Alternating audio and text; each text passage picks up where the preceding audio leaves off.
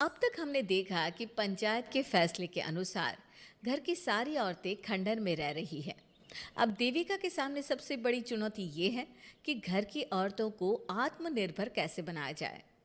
देविका ये सब सोच ही रही थी कि तभी उसकी नज़र मिट्टी के बर्तनों पर गई। अरे, ये इतने सुंदर सुंदर मिट्टी के बर्तन किसने बनाए हैं? ये बर्तन तो माँ जी और चाची जी ने बनाए हैं। अरे वाह, इतने सुंदर बर्तन तो मैंने आज तक नहीं देखे। माँ जी, चाची जी, आपने ये कहाँ से सीखा? अरे बहू, ये तो हम बचपन से बनाते आ रहे हैं। ये स्टील, पीतल और कांच के बर्तन तो अब चले हैं। पहले तो मिट्टी के बर्तन में ही लोग खाना खाते थे। ठीक है, तो हम दोबारा से मिट्टी के बर्तनों में लोगों को खाना खाना सिखाएंगे। वीना दीदी और सुजाता भाभी, आप दोनों बताओ, आप दोनों को क्या क्या आता है? मुझे तो खाना अच्छा बनाना आता है। बस खाना बनाने के अलावा मैंने कभी कुछ किया ही नहीं। और वीना दीदी, आप बताओ, आपको क्या क्या आता है? पता नहीं, मैंने बचपन से यही सुना है कि लड़कियों को ये नहीं करना चाहिए, लड़कियों को वो नहीं करना चाहिए, इसलिए मैंने कभी कुछ किया ही नहीं। देविका, वीना को सिलाई, कढ़ाई और बुनाई बहुत अच्छी आती है। हाँ, आती तो है, लेकिन बहुत अच्छी नहीं। बहुत अच्छी भी आ जाएगी। अब देविका और बाकी सभी औरतें गांव में सबके घर जाती हैं और गांव की सभी औरतों से मिलकर कहती हैं, भाभी जी, अगर आपको अपने या अपने घर वालों के लिए कपड़े सिलवाने हो तो आप मुझसे ही सिलवाना। बहन जी, मिट्टी का चूल्हा, बर्तन या मटका बनवाना हो तो मुझसे ही बनवाना। मैं और विमला दीदी आपके घर के सारे बर्तन बना देंगे। भाभी, आप कभी किसी काम में व्यस्त हो और खाना ना बना पाओ ना, तो आप मुझे बता देना, मैं आपके घर के लिए खाना बना दूंगी। वो क्या है ना, आप तो सारा दिन खेतों में काम करती हो और कभी कभी खाना भी नहीं बना पाती होंगी, इसलिए। इस तरह घर की औरतें जी जान से अपने अपने कामों में लग जाती है। धीरे धीरे उनका काम बढ़ जाता है और वो अपने खंडहर को ठीक करने में लग जाती हैं। वहीं दूसरी ओर घर के सारे आदमी घर का काम संभाल नहीं पा रहे थे। अरे भाई कल्याण, चाय तो पिला दे। जमाना हो गया अच्छी चाय पिए हुए। आप भी ना घर के दामाद से क्या क्या काम करवाते हैं। अभी लाता हूँ चाय। कल्याण, तुम दामाद नहीं बेटे हो, इसलिए इस घर के सुख दुख, घर के काम और बाहर के कामों में तुम्हारा सहयोग तो होना ही चाहिए ना। इतने में कल्याण चाय बनाकर ले आता है। जैसे ही सचिन चाय पीता है तो उसके मुंह से चाय निकल जाती है। जीजा जी, ये क्या बनाया है, इतनी कड़वी चाय? इससे अच्छा तो करेले का जूस होता है। देख सचिन भाई, मैं तो ऐसी ही चाय बनाता हूँ, पीनी है तो पी, नहीं पीनी है तो अपने आप बना ले। मैं खाना बनाने जा रहा हूँ और अकेला नहीं बना सकता, आप में से कोई मेरी मदद करो। सचिन मेरी चाय की बुराई कर रहे थे ना, तुम जाओ अब खाना बनाओ। सचिन और मोहन दोनों खाना बनाने में लग जाते हैं। मोहन भिंडी काटकर कढ़ाई में छोड़ देता है और उस पर पानी डाल देता है। आपने भिंडी में पानी क्यों डाला? शायद पानी नहीं डलता, पता नहीं, लेकिन माँ ने कभी भिंडी में पानी नहीं डाला था। लेकिन बिना पानी के भिंडी बनेगी कैसे, मतलब गलेगी कैसे? बिना पानी के बनाएंगे तो चिपक नहीं जाएगी कढ़ाई से? पता नहीं, चलो देखते हैं कैसे बनती है भिंडी। भैया, कितने दिन हो गए ना अच्छा खाना खाए हुए। खाना तो सुजाता बनाती है, इतना मज़ेदार खाना कोई और बना ही नहीं पाता। सचिन और मोहन खाना तैयार करके ले आए। सभी आदमी खाना खाने लगे। खाना बना तो बहुत बुरा था, लेकिन किसी ने बिना कुछ कहे खाना खा लिया।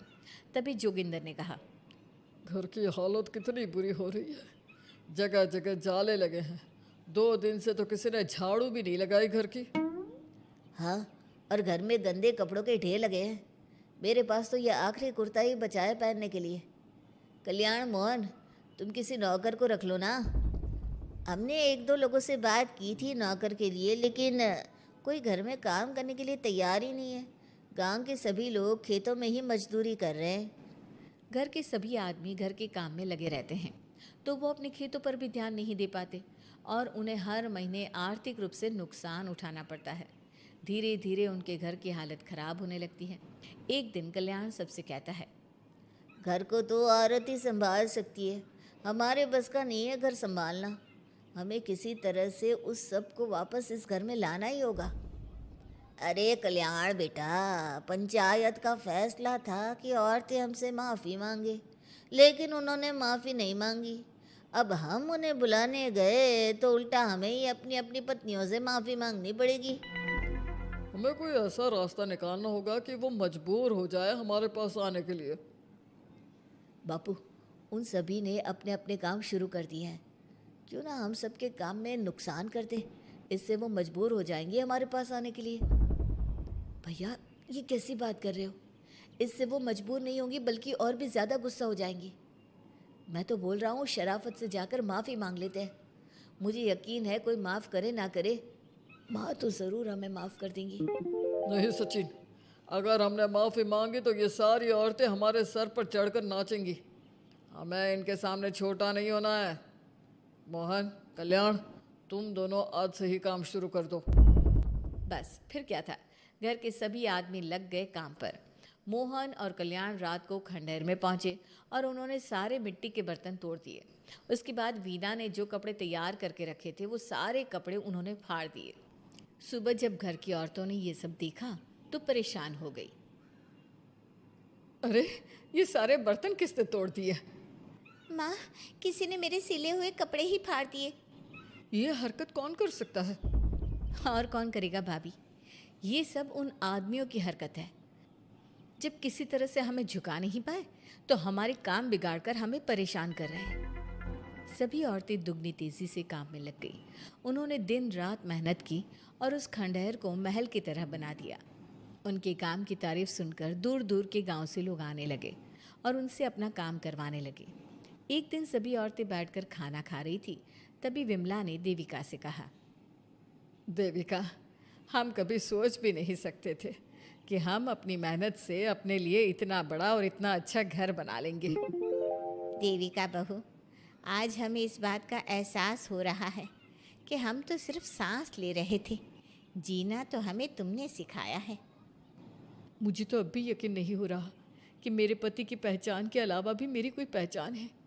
गांव के सब लोग मुझे सिर्फ मोहन की पत्नी के रूप में जानते थे, लेकिन अब सारा गांव मुझे जानता है।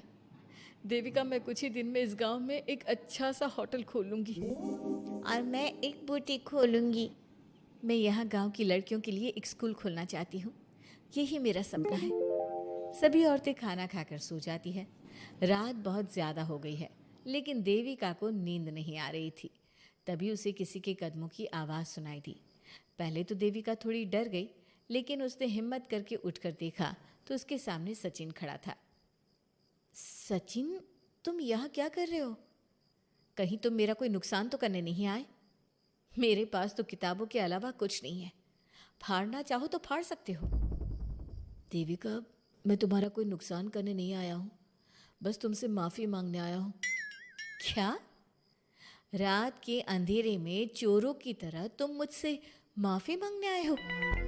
प्लीज़ देविका, माँ और चाची को समझाओ कि वो बापू और चाचा जी से माफ़ी मांग ले और तुम सबको लेकर घर आ जाए। सचिन, तुम भी तो अपने बापू और चाचा को अपने साथ ला सकते थे ना, और माँ और चाची से माफ़ी मंगवा सकते थे ना। प्लीज़ देविका, मुझे माफ़ कर दो और घर चलो। कैसे माफ़ कर दूँ सचिन? तुमने मुझे मरने के लिए छोड़ दिया। अगर माँ और चाची हिम्मत करके मुझे अस्पताल ना ले जाती तो आज मैं और मेरा बच्चा जिंदा ना होते।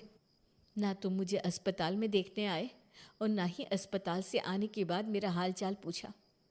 मुझे तो छोड़ो, तुमने अपने बच्चे का चेहरा तक नहीं देखा और तुम मुझसे उम्मीद कर रहे हो कि मैं तुम्हें माफ़ कर दूँ? कभी नहीं सचिन। देखो देविका, हम सबको बहुत नुकसान हो रहा है। घर के काम की वजह से हम बाहर के काम पर ध्यान नहीं दे पा रहे। घर और जिंदगी दोनों अस्त व्यस्त है।